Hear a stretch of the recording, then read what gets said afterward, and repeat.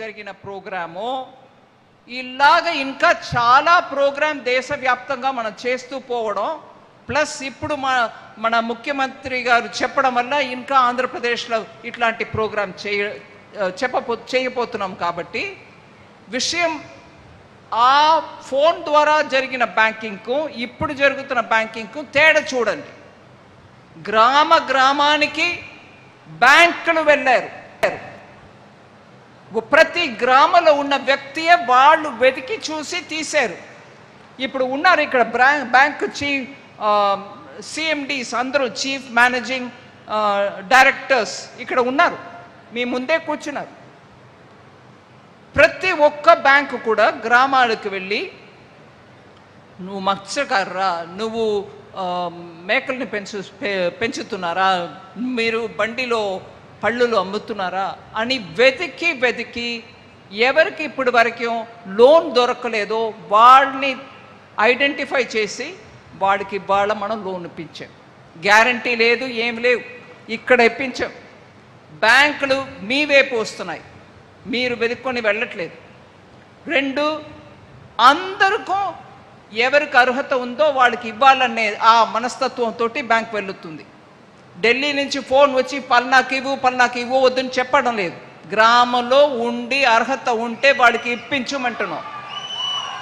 ఎవరిని వదలవద్దు, ఎవరికి కావాలో వాళ్ళకి ఇవ్వండి. ఇవాళ ఒక నర్సరావుపేటలో 3,000 కోట్ల రూపాయలు డిస్ట్రిబ్యూషన్ అయిందంటే సామాన్యమైన విషయం కాదు అది. బ్యాంకులు తన అప్రోచ్ని మార్చుకున్నారు. జనం కూడా ఇవాళ వాళ్ళ బిజినెస్ చేసి వాళ్ళు బాగుపడాలని కోరుకుంటున్నారు. నర్సరావుపేట దానికి ఒక మంచి ఉదాహరణ. అందువల్ల ఇక్కడ వచ్చిన ప్రతి ఒక్కరికి, మీ అందరికీ నా తరపులో మోదీ గారికి నేను ధన్యవాదాలు చెప్తూ ఉండగా మీ అందరికీ కూడా ధన్యవాదాలు చెప్తున్నా. మీకు దొరికిన ఈ అవకాశాన్ని మన ముఖ్యమంత్రి గారు చెప్పినట్టు మంచిగా అవకాశాన్ని సదుపయోగం చేసుకోండి. ఈ బిజినెస్ని వృద్ధి చేసుకోవడానికి, ముందు తీసుకెళ్ళడానికి మీరు ఎంత ప్రయత్నం చేయాలో చేసి, ఇంకా బ్యాంక్ మీకు అండదండగా ఉంటాయనే మాట నేను చెప్పి, మన భారతదేశం 2047 సంవత్సరం వచ్చినప్పటికీ మంచి డెవలప్డ్ దేశంగా ఉండాలి అనే వికసిత్ భారత్ అనే ప్రధానమంత్రి మోదీ గారు ఒక మన ముందు ఆదర్శం పెట్టారు.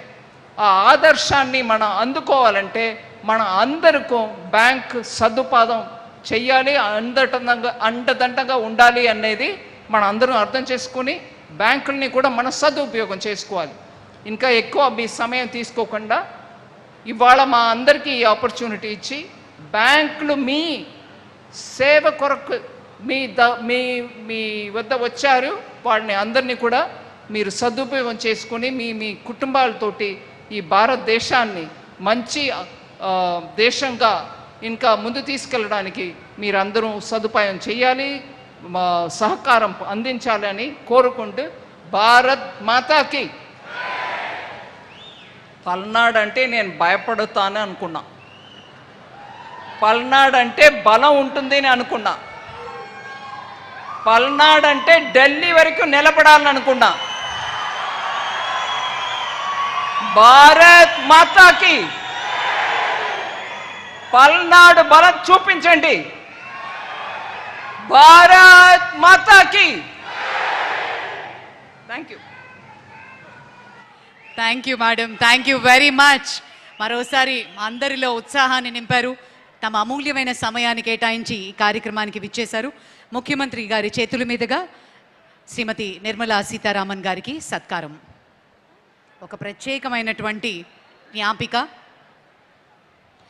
పల్నాడుకి గర్వకారణం, ప్రపంచానికే ఆంధ్రప్రదేశ్ శిల్ప వైభవాన్ని చాటి చెప్పిన